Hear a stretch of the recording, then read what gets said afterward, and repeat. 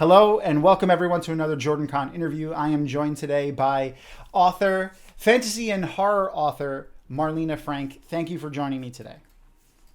Hi, thank you for having me. I'm really happy to be here. Thanks. Just to give a little tidbit into the backstory here, I am a terrible person apparently when it comes to emails, and I like to type them in drafts to make sure I do them all pretty and perfect, and then not send them. And that is what I did to Marlena. But thankfully, Okay. she's only reprimanded me slightly, and I only cried a little bit. It's okay. No, that's a joke. She reprimanded me a lot, and I cried a lot. So much. So much. Marlena is the author of books and novellas that span genres from the young adult all the way up into horror. Her debut novel, Stolen, book one, is in the Stolen series, and it was at Amazon's bestseller list, in the top of the bestseller list, which is multiple times, actually, which is, to deviate off script for a second, and not really script, but, I like to read your bios a little bit. But Yeah. that's a big deal. A lot of people don't realize Yeah. how big of a deal it is to hit an Amazon, like a bestseller list, because people don't think about it. I mean, everyone knows it, but it's not something people think about. Amazon is an international company. Yes. So to get on the Yes. top of to hit the top of the list means you're doing well internationally, and that's really cool. So Yes. congratulations. Thank you. That's a Thank great you. And thing. there's also tons of books on Amazon too. And I think people underestimate how many books are on Amazon. So Yeah, they do. it's harder and harder every year to climb up those charts. So And so many people. I mean, obviously, Amazon's been around for a while, and a lot of people Yeah. are younger than Amazon at this point, which is crazy. don't even. Yeah. Yep. I mean, I remember how old I am occasionally, and then I get sad a little bit. Better than the alternative, I guess, but. Amazon used to just sell books, so like they started out only Yep. books. Yep. That's all they used to do. Yep. And then they branched out from there. So Yeah. Well, wow. you have a lot of books coming out in 2022, including Yes. the first four books of a young adult dark fantasy series, The Wolves Yes. of Kanta. Of Kanta. Yes. Okay. You live with your sister and three spoiled cats, which I can also get in there right with. I have two cats myself, and I live with my wife, but we're best friends. I could definitely see how that type of relationship as well. So Yeah. that's great. Yeah. You also serve as the vice president of the Atlanta chapter of the Horror Writers Association. And Yep. you're an avid member of the cosplay community, which is great in Atlanta, which is, I mean, for anyone who's watching this that doesn't know about the sci-fi fantasy community in Atlanta, be it cosplay, writing, reading, playing game, it is huge. It is. Atlanta is like the mecca of science fiction fantasy nerds. Like, Yeah. JordanCon is only one of the millions, not millions, but many, many, many conventions throughout every single year that happen in Atlanta. Yeah. And at the end of your bio that I saw, you're an INFJ, a tea drinker, and a wildlife enthusiast, which is funny because I believe ENTJ. So Oh wow, so you're really close. yeah, close. That's awesome. Though depending on the day, it's either E or I. It's always NTJ, but it's either Yep. it's either E or I. Depends on the day. Depends on how you're feeling. Yeah. I feel that. Absolutely, especially after the dark times that have been the last 2 years. Yes. I Yes. found my E appearing in that a lot less frequently. Yeah. Yeah. That's how that goes as we emerge. Yeah, I'm like, never mind. Never mind. Just crawl out. Yep.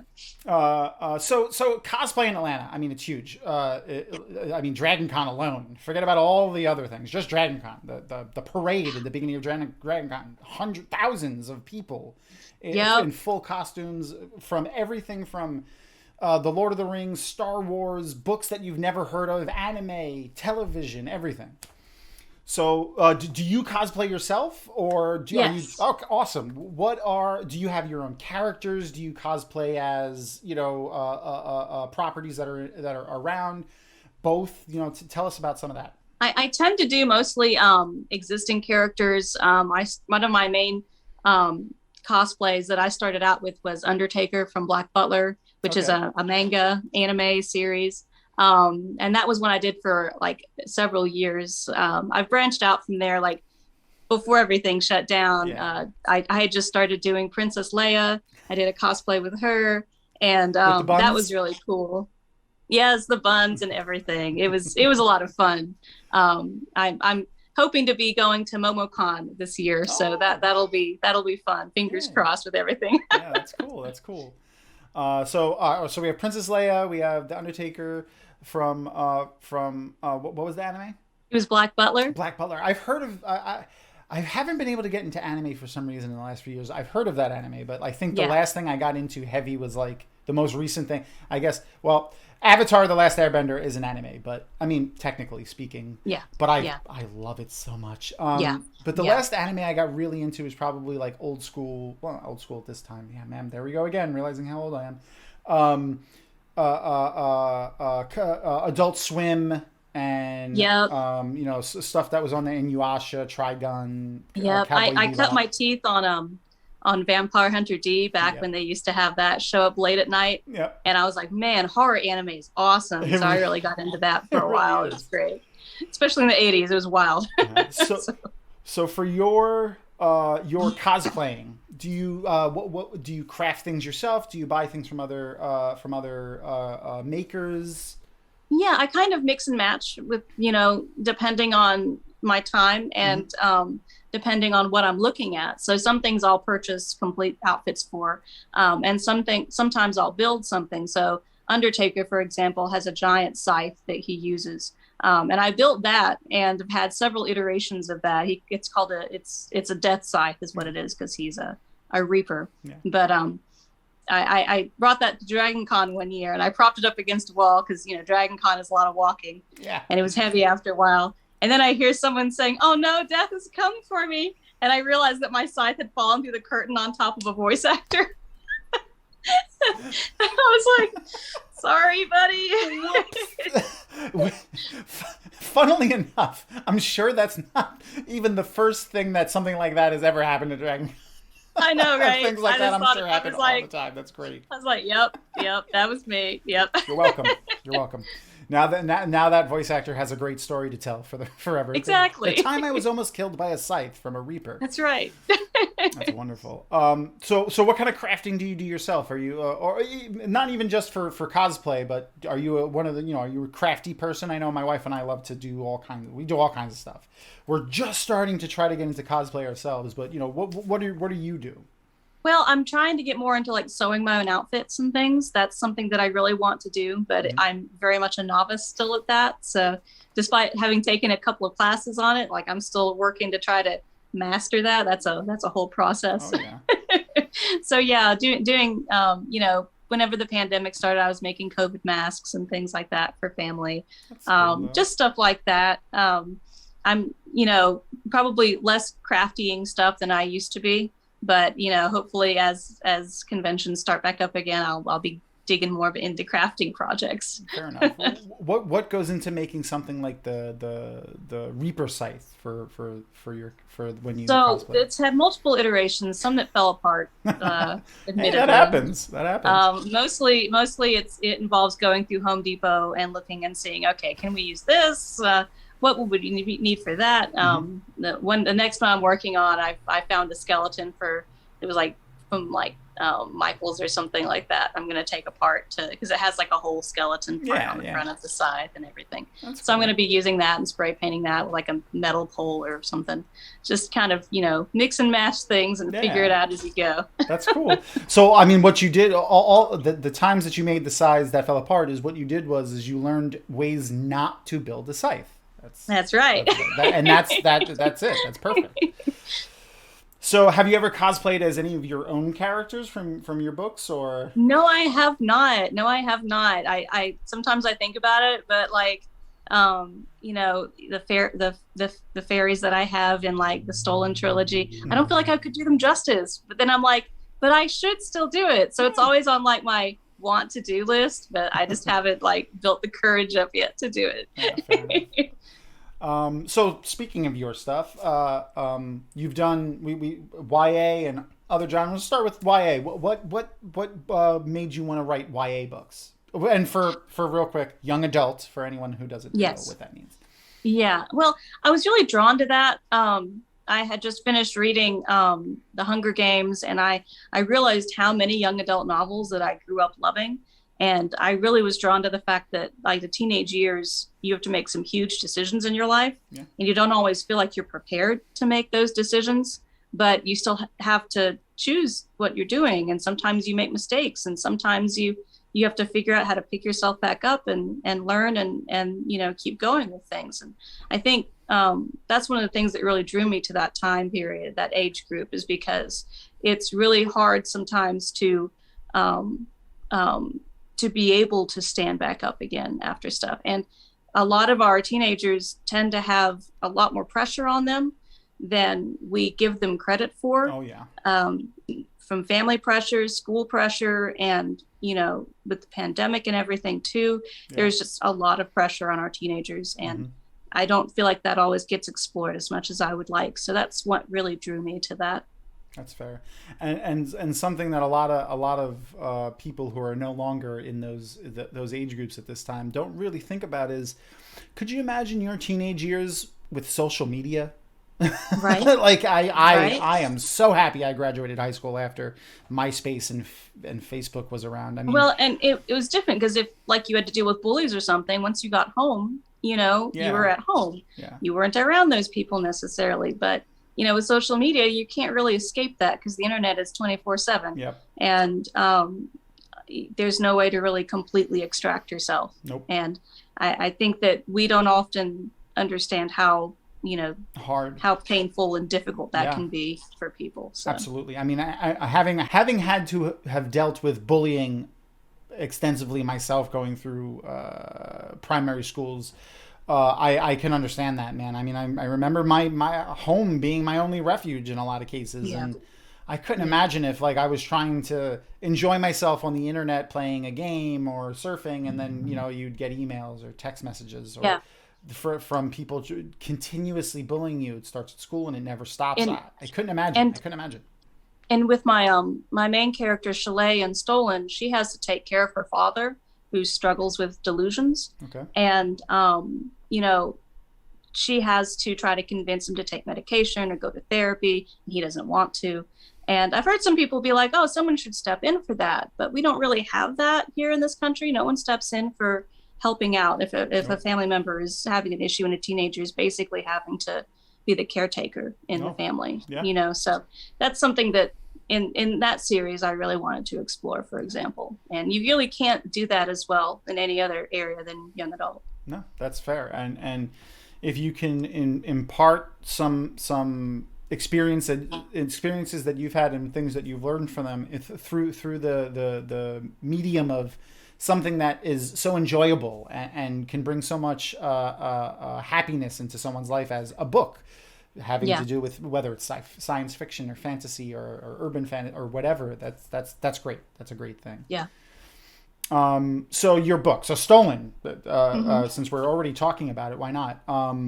The synopsis of is basically is your character Chalet. She's taking care of a father and is kidnapped into another world. So now you already mentioned a few minutes ago that it is Fae entangled in there, which I love. I love the real world mythology of the Fae. The Celts and the Scots and stuff, and that whole area where it comes in, even over into Southern Europe and over into Sweden. But then when you start looking at it, you really realize is like the world beneath. And that thing it permeates almost every culture, everywhere. Yeah. And it's an interesting thing to have in just our real world mythology. But I particularly love urban fantasy and alternate history books.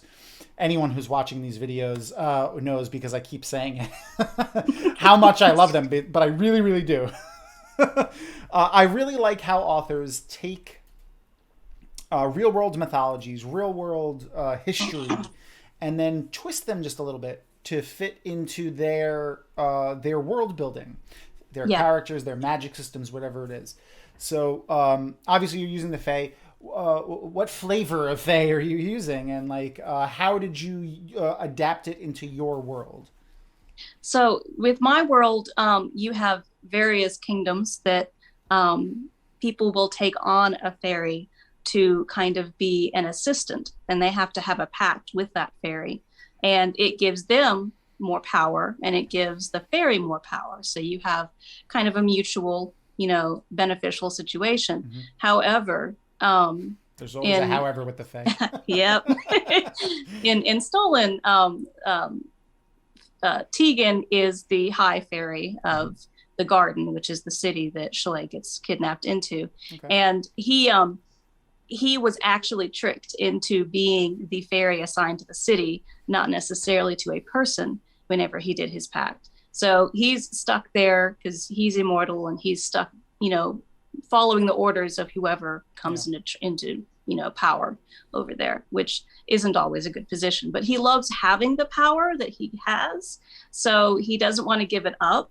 And it really kind of messes up with his morality quite a bit, because even though the Fae are also very tricky, whenever you get them into a corner and you trick them, they don't like that. No, I mean that permeates almost every single type of Fae lore in the real world too. They hate that, whether it's just a trickster god who is usually very has a lot in common with Fae from other mythologies, but they all hate it. They all hate when they get their own tricks played against them. Right. And I have a something that happens in that book as well, which is if a fairy is pulled into a pact and they either are very emotionally not ready for it or not mentally ready for it, they can have the madness that comes across them, and that can taint their ability to do things. So it's a nice mixture of different lore in my world building in that.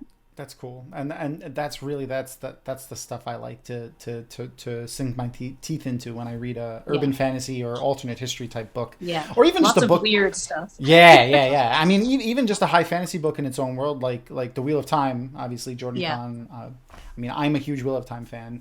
I'll take a moment to say Jordan Kahn isn't just a Wheel of Time convention. Obviously, we're a fantasy literature convention. Jordan Kahn is. I mean, the Wheel of Time is a track there.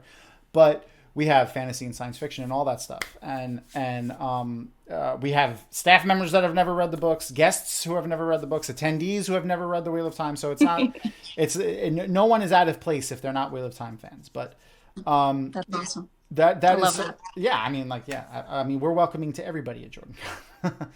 That's one of the things I really enjoyed about Wheel of Time itself was was how Robert Jordan adapted almost every single real world culture and tradition and religion and folk tales and stories into. He kind of chopped them up into pieces, put them in a salad bowl, and then mixed them into all of his cultures, and it's a really interesting mix of things. So, have you read the books yourself, or? No, I have not. I have not. But I have seen that the TV series recently came out too for things, so I've been kind of following that. Okay. I need to dive into that as well. Just binge watch it. The series is great. I mean, completely taken apart from the books. The acting has been absolutely terrific. The casting of the show is amazing. I mean, it has a couple of problems, mostly to do with budgetary constraints, which is no issue with the writing with any of the people on the that work on the show. It's mostly on the other end of things, but it is a great watch. So also that's Stolen, your series, which is a YA series. What other types of you said you wrote in multiple genres, so what is another type of genre that you write in and series? So I also write lots of weird horror. So The Imposter, which is a collection of my short stories, which is super weird creature monster fiction as well, and it goes between dark fantasy for half of it into very weird horror monster focus. So. I like very weird horror monster is perfect. That sounds good to me. Like you've got man-eating mermaids and things like that. Which is creatures that don't have any kind of like name necessarily, but they are very ruthless, you Yeah, know, yeah. someone just gets unlucky, you know, that kind of thing. Man-eating mermaids is more historically. I mean, obviously they're not real, but the original stories of mermaids more historically accurate Yep, than a that's where lot. I was inspired from. So that's what Yeah. I love. Yep. I got into when I was younger, and I started realizing that you know, like when we learn about the Greek gods and stuff in school, oh, these were real religions that people believed, and I was like, what? And then I started looking into like the origins of a lot of these mermaids and stuff like that. And Yep. I got really into that. That was like my first dive into like nerddom, I want to say, when I Yeah. was younger. It's wonderful going back and reading old accounts of supposed accounts, you know, Yeah, of things, and I'm like, huh, what if? Yeah. And then like look at how much it's changed. Like these people are using mermaids in these movies, or they're using, you know, look at how this movie depicts fairies and this movie depicts fairies, or even how much the fairy interplay, like, you know, guest rights and don't eat things fairies get, how much that permeates a lot of fantasy when they never even reference the fae. You know, it's just, but Yeah. that's where that Yeah. stuff comes from. Yeah. It's And how dangerous it can be and why manners were so important back then. Yep. So Yeah, I really love that kind of stuff. That was my first, like I said, my first foyer into nerddom was like, what, that stuff was real, or, you know, people really believed in that. I gotta read this stuff. So, what are some things that you? I mean, obviously we talked about cosplay and stuff like that. What are some other things that you nerd out about? Do you play board games, role playing games, video games? Oh, yeah. All of the All the above. Wonderful. all the above, So, you know. what are you currently playing in any campaigns or anything like that, or an RPG? No, or... we haven't been able to play a campaign in a little while, just because our friend group kind of got pulled apart in areas and stuff. Yeah. But we used to do a lot of D&D. Okay. We had a several year running campaign, I think. And I've run Rangers and Druids, and we had one where it was like we were on a spacecraft and I was a lounge singer, and suddenly we were dealing with monsters coming in, and I was like, I've got charisma, I can do something. That's great. So just fun things like that. Well, if you, I mean, obviously it's hard to pick a class because it's like, what do I feel like today? But do you have like a preferred class that you like in D&D in particular, or? Probably Ranger. That's usually my go-to. Okay. So I just love the fact that I can, you know, use a bow and arrow, things like that. Also And having tracking skills. Wildlife enthusiast, so I can see Yes, exactly. I can see where that would fall in. So where did this love of fantasy and horror and stuff like that come from? Is this like I mean, you said you live with your sister, but like, did that come from your sister, your parents, a friend, a teacher? You know, where did this come from? My mom was always a huge horror reader. Always had tons of Stephen King, Dean Koontz books around the house. I thought the covers were terrifying as a child. My sister always loved horror, and you know, I leaned more towards like fantasy films, especially the 80s fantasy movies. You know, Labyrinth, Return to Oz, that kind of Return to Oz. That was such a creepy that movie. kind of weird fantasy is stuff that I really loved. Me too. And I wanted to kind of dive into that with books. That's awesome. So yeah, that's really where I got and then eventually as I got older, I was like, you know, I like written horror a lot more than I like, you know, I can't watch like the slasher films as much. Like I can watch like Jason and things, that's fine, but like the gore stuff, like Saw and things, I'm like, no, I can't deal with that. Yeah, but no, I do love porn like is a little. Yeah, I love the more dread stuff, you know, more like a Lovecraftian kind of thing, more of that kind of horror. Psychological That's the stuff horror. that I tend to into. Yeah. That's cool. I mean, Lovecraft himself is a little problematic, but he did invent some pretty interesting monsters, to be perfectly frank. And it does permeate a lot of fantasy. It's and a very lot of influential. horror. Yeah, very.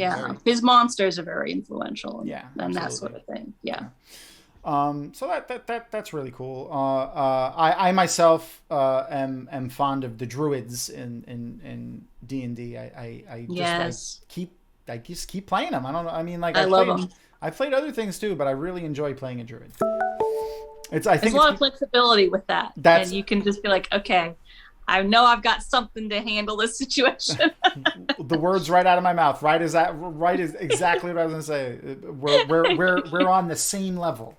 Love it. Love whatever it. you need in a situation, I can do it. You need a heal, I got it. You need me to turn into a giant bear, I got that too. Oh, you need me to, to press to digitize something or do a spell, can do it too. I got it. No problem. Yep. That's what you do. Yeah, I could be the healer, the tank, the DPSer, the utility guy. Like it's like, what do you need? I got something. Yeah, I'm playing a druid right now who is he he comes from a family of thieves who worship like Orcus, so evil people. Yeah, and he's a dwarf, which is and completely likes to live out in the forest above ground, and his family is all the stereotypical underground greedy dwarves, but also evil. So he's like he's the outcast of the family for not being that. Oh man, I love that. And I've been really enjoying that lately. But anyway, all right. So the way I usually wrap up these interviews is with a series of questions from, just in case anyone isn't familiar with, you yourself or anyone watching, from a TV show called Inside the Actors Studio. James Lipton was the host. He used to do all the interviews. He would interview famous, usually TV, film actors. I think he did interview stage actors at sometimes, but he also once had the entire cast of The Simpsons on his stage, which was hilarious, by the way. But at the end of all of those interviews, he would always ask the same batch of questions. Now, I've taken some of those questions, and I've been asking them at the end of all of these interviews because I get to type the questions and I do what I want. So. Makes sense. So the first one I have is, what is your favorite word? It's an archaic word. It's fiddlesticks. I think that is a fun word. It is a and fun there's word. nothing. It's really hard to fit it into a book somewhere, but I do love it because it's always entertaining. Yeah, it is. It is. Anytime you get to, you could sneak that in. I could definitely see how that would be. Both. Yes. It could be funny and what? Yes, it'd be great. But it instantly tells you that this person, whoever it is, likes archaic, weird stuff, and it's great. It's great. It should come back. I agree. What is your least favorite word, or just a word that you don't like to hear? It's not a word that I don't like to hear, but just is something that I always have to edit out of my books because I'm really bad about putting it in everything. It makes me biased against the word. The word itself isn't bad, but the fact that I use it in just about all of my writing and have to cut it all out later. Yeah. I find myself doing that in my emails. It's like, I'm just contacting you, or I'm just. I'm like, stop it. We don't need it. Yeah, and I'll even go back and edit my email and be like, no, don't put that. I'm the same way. Okay, so what is the first thing you notice about another person? Probably they're probably if they walk into a room, I'll notice how they walk or what they're if someone's in a hurry or something like that, or someone's just kind of moseying in, that kind of thing. Body language, I people watch a lot, so that's definitely something that I pick up on, and you can tell a lot from someone's personality if they're practically running into a building to go sit down somewhere. It's I'm like, okay, they've had a lot of caffeine today. I like to people watch too. Originally from New York, so going in Manhattan, you could do that all day. And then my wife and I moved to Florida, and now we go to Disney a lot. So yep, a lot of people watching in Disney. I mean, sometimes we'll just walk around outside doing that and not even doing anything else. Just it's a ton of fun. You can. I like to make up entire stories about people. I usually entertain my wife when we drive around by just making up stories about the people in the cars around us. Sometimes it annoys her though because I do voices too, which is that sounds even more fun though. Okay, so other than the professions that we've spoken about today and your current profession, what if you given all the time in the world and resources, what is something that you would have liked to or would like to attempt? Maybe some acting. That would be cool. I never had the time or ability to get into that, especially in high school and stuff like that. But that'd be something I wouldn't mind trying out sometime. That'd be fun. I think that'd be cool.